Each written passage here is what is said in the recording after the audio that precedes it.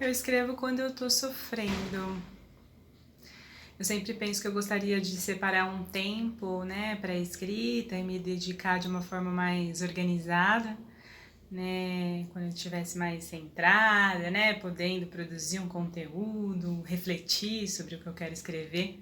Mas a verdade é que no meu processo de escrita, que eu escolhi compartilhar um pouquinho com vocês nesse dia do livro, o motor é a dor. É o sofrimento mesmo. Eu escrevo quando eu tô mal, muito mal. E para mim a escrita ela é muito terapêutica, né? Eu tinha parado de escrever depois que eu comecei a estudar literatura, porque meu pensamento era muito na base da comparação também, então eu comecei a ler grandes mestres da literatura internacional na faculdade de letras, né? E também crítica literária, né? Que é coisa crítica, né? Para que será que serve a crítica? Na nossa produção pessoal, né? Nas coisas que a gente está afim de fazer, a crítica é uma coisa que atrapalha muito, né? E claro que eu tô contando isso agora, depois de uma elaboração, né? Uma elaboração. Na época eu não tinha consciência disso, eu tinha parado de escrever, simplesmente, né? Me desvalidado, né? E a minha arte, enfim, o que quer que fosse aquilo que eu produzia na época, não tinha esse olhar, né? Eu escrevia e parei. E aí eu fiquei muito doente em 2012, passei por um processo de muito sofrimento e adoecimento, enfim, e aí eu comecei a perder a minha capacidade motora. E isso foi muito difícil para mim, e dentro do tratamento que eu estava fazendo, eu comecei a me perguntar o que eu estava perdendo de mais importante, porque eu já entendia naquela época que essa doença, para chegar, né, no meu corpo físico, já tinha passado por outras partes do meu ser, né, já tinha passado por outras esferas. E aí eu comecei a fazer essa autoinvestigação e eu encontrei um grande medo de perder a minha sanidade, né?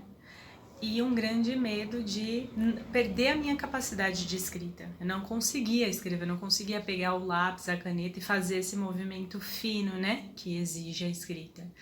E aí aquilo me assustou demais e eu fiquei com medo de estar realmente ficando louca e eu comecei a escrever no computador.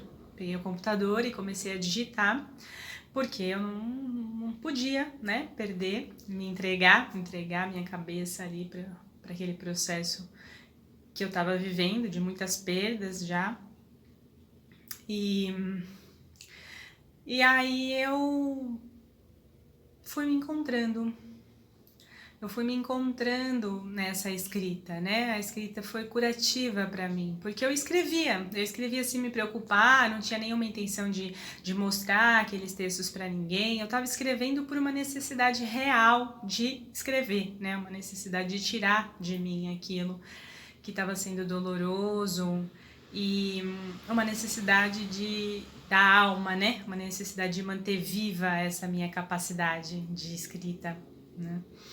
Então, isso foi um processo muito importante para mim, na minha vida, né? Me ajudou a me transformar, porque depois eu relia esses textos, né?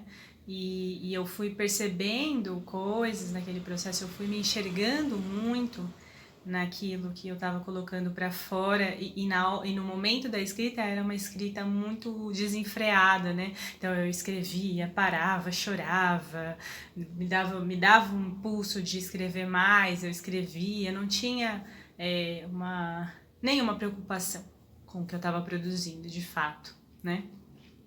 E essa necessidade da alma, né, que se expressou ali para mim, ela foi tão transformadora que a partir dali eu comecei a enxergar isso como arte, a entender que a arte era isso, era algo que a gente fazia por uma necessidade, sabe? E embora até hoje, né, como eu falei no comecinho do vídeo, o que me move a escrever geralmente é esse estado, essa ânsia, né?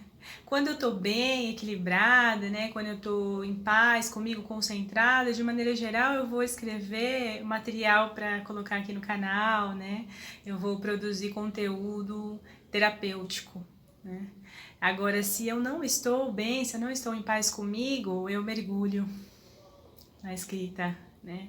Aí eu não me preocupo com se tem outra pessoa, né? Se alguém vai ler aquilo que eu estou escrevendo, eu escrevo porque eu preciso escrever. E isso é uma coisa bem interessante, né? A partir daí, começaram, claro, né, desenvolvendo o hábito da escrita, começaram a surgir outros momentos em que eu estava inspirada ou muito feliz, né, em contato com meu filho, com a natureza, e que me vinham inspirações de outra ordem. E aí eu conseguia escrever poesias, né, e uns textos com conteúdo um pouco mais leve, né. E aí eu resolvi publicar essas poesias.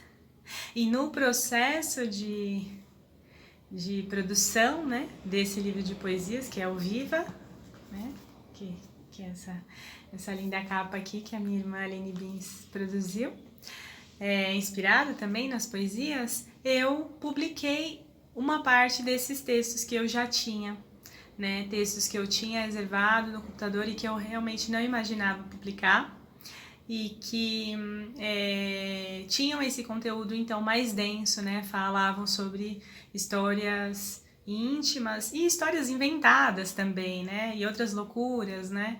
Enfim. E o resultado foi muito interessante, porque as pessoas me diziam que gostavam de conhecer aquele outro lado da Ana Lu.